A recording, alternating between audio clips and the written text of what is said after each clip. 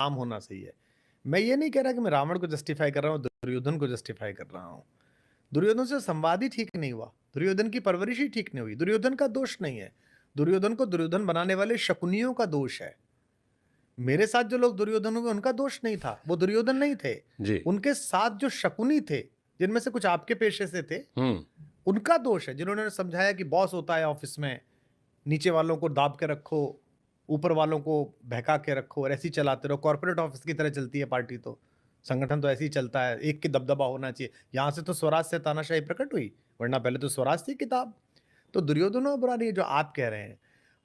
आप अपनी प्रज्ञा को स्थित रखते हुए सत्य और असत्य के विषय में जानकारी करते रहें, गुरुजनों से, ग्रंथों से, अनुभवों से सीखते रहें और फिर निर्णय लें। मैं ये कह रहा हूं केवल। हाँ, पर आप अवसरवादी बनकर इधर उधर बोलते रहें। जैसे बंगाल की एक बिटिया के साथ बलात्कार हुआ है, तो बंगाल की जो मुखरतम आवाजें हैं खामोश बोलने है। वाली, वो खामोश है। जब भारतीय जनता पार्टी या उसके परिवार से जुड़े हुए किसी व्यक्ति के साथ ये होता है, तो उस समय संसद में हंगामा मचाने वालों की स्मृति चली जाती है। जब समाजवादी पार्टी के किसी व्यक्ति का होता है, तो अपने नाम में पति का नाम ना आ जाए कहने वाली जो विजयी आवाज हैं, वो खामोश हो जाती हैं। तो इसका मतलब वो कौन स्त्रियां हैं? वो पार्टी की स्त्रियां हैं। वो स्त्रियों की स्त्रियां नहीं है। वो स्त्री का दर्द नहीं समझती। वो नेता का दर्द समझती हैं, पार्टी का दर्द समझती हैं, वोट समझती हैं। तो मैं ये कह रहा हूं कि ये जो कुटिलता है, जैसे हमें लेके भी बहुत कंफ्यूज लोग रहते हैं। क्या आप प्रधानमंत्री की तारीफ कर देते हो कि दिवाली पे वहां गए, वो सीमा पर गए, और हाथरस पे आप चिल्लाने पड़ते हो, पूरा वो निकाल देते हो, वीडियो निकाल देते हो। चूड़ी वालों को पीट देते हैं कुछ लोग वहां, तो आप मुख्यमंत्री को टैग कर देते हो।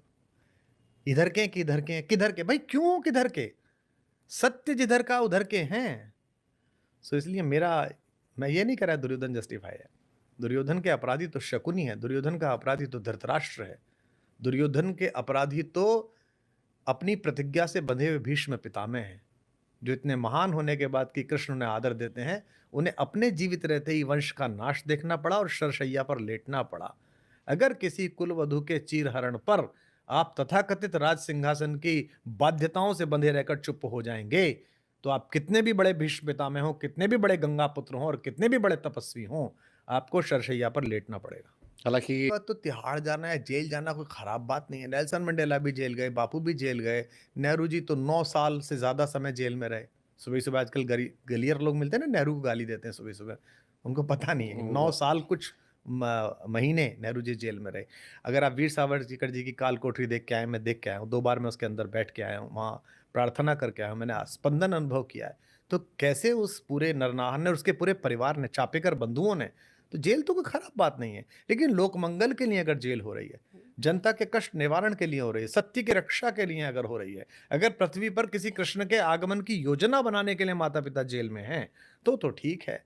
पर ये चोरी चकारी, ये दारू के घोटाले, ये सब इसके लिए आप जेल में पड़े हुए हैं और आप जस्टिफाई कर रहे हैं, ये तो नीचताएँ हैं। आपकी मुलाकात हुई आपके चालक समय बदलता है, पता नहीं मैं इससे असंपृक्त हो गया हूँ।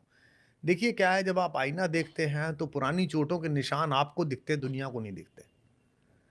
आपके चेहरे पर भी जो आपके निशान बचपन में लगे होंगे ना, बॉल लगते हुए, प्रकार लगते हुए, आपको पता होंगे कि यहाँ लगा था, मुझे नहीं पता है वो। तो मुझे तो मेरे निशान पता है ना।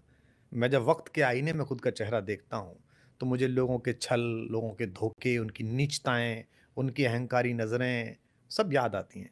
लेकिन मैं बाहर से प्रकृति से रहता हूँ, मैं समझता हूँ यही था, यही जीवन था। इसने मुझे पकाया, इसने मुझे सिखाया। जैसे गुरु सिखाता है शिष्य को, जैसे कुम्हार हमारा प्रजापति, वो जब हाथ अंदर लगाकर अपने मटके को ठीक करता है, ऐसे ही हाथ लगा राम जी का और ताप लगा इस धोखे का, और उससे जगत के मंगल का जल रखने वाली एक सुराही का निर्माण हुआ, एक घड़े का निर्माण हुआ, जिससे भाषा निकलती है, सरस्वती निकलती है, लोगों के स्वस्ति वाचन में, लोगों के मंगल में लोग प्रसन्न होते हैं।